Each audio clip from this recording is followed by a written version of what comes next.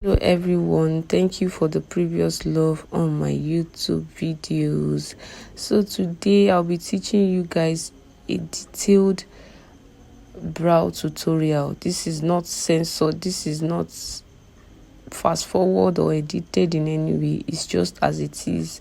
I recorded just as it is, and I'm going to be showing you guys, teaching you guys on how to achieve that detailed brows, clean brows that you see online or that you see and you admire so much. So the first thing I would like to explain is that the brows are in sections. Or let me start with the fact that the brow hair determines how easy or how sleek your brows will come out. I don't know if I'm making sense. The brow hair, there are different types of brow hair. We have the coaxed, we have the soft, and we have the semi-coaxed. There are some coaxed hair that no matter what, they won't lay. It is very strong. So the type of hair that the brow has is another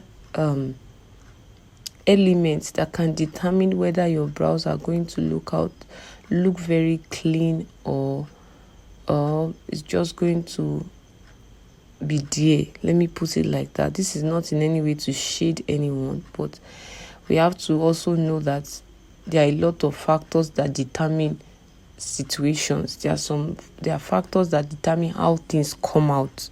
So this is not in any way to say some people have bad brows. No, it is just that when you know this, you'll be able to know how to work with the brows that you have depending on the clients that you have.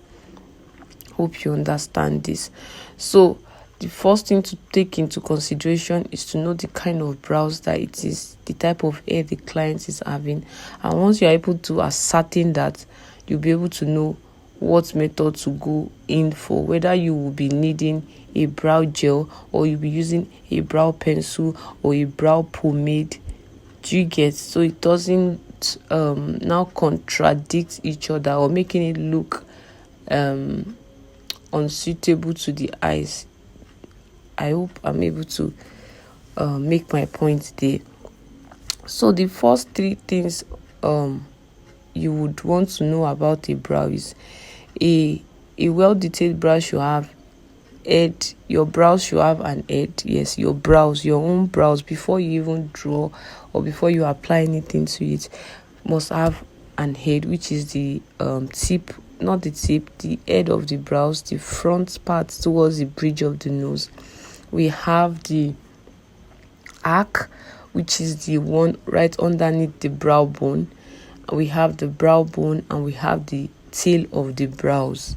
So those are the four important highlights that we want to bring out in every brows that you see online. Those are the four important things that comes out: the head of the brows, the one close to the bridge of the nose, the arc, the brow bone, and the tail.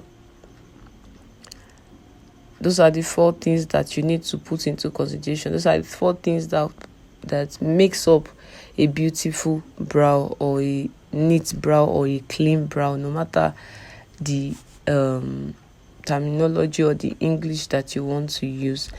So when you know this, you'll be able to know how to go about your brows.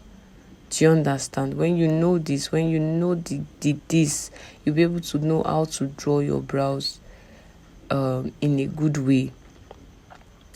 So the next thing that we'll be talking about is the things to do while you are drawing your brows. To draw your brows, you'll be needing a brow pomade. Trust me, if you have a soft hair, sometimes brow pomade are not that important. If the hair is very soft and is laying properly, you need brow pomade. You need not brow pomade here, brow gel. I'm sorry about that. Brow gel brow gel, yes, a spoolie to brush into place, and the brow pencil or brow definer or just whatever product you want to use to highlight, to line the brows. Then you have the concealer for highlighting the brows. Then we have the tools, which is the brushes to brush the brows into place and to also highlight the brows with after drawing them properly. So aside from that, I told you that we'll be talking about what to do when you are drawing your brows. The first thing to do is to ensure that your pencils are always well sharpened. In this video, you'll see that I sharpened 2 pencils so that by the time one is blunt, it's no longer pointed, I'll be able to switch to the other pencil that I have. So that's the reason for having a very sharpened pencil, and ensure that they are well pointed. The next thing to do is that note that they are not going to be 100% equal. Your brows sometimes or most times will not be 100% equal. They can't be twin. They can only look alike, but they may not be extremely alike. They can look alike but not extremely alike. So that is another thing to consider when you are drawing your brows. That is another thing to consider when you are drawing your brows. And when you are drawing your brows, ensure that you always go back to check. Ensure that you are moving backwards to confirm that is both of them equal. Do you have something that you desire? Do you, the point at which you are, is it okay with you, or you want to add more?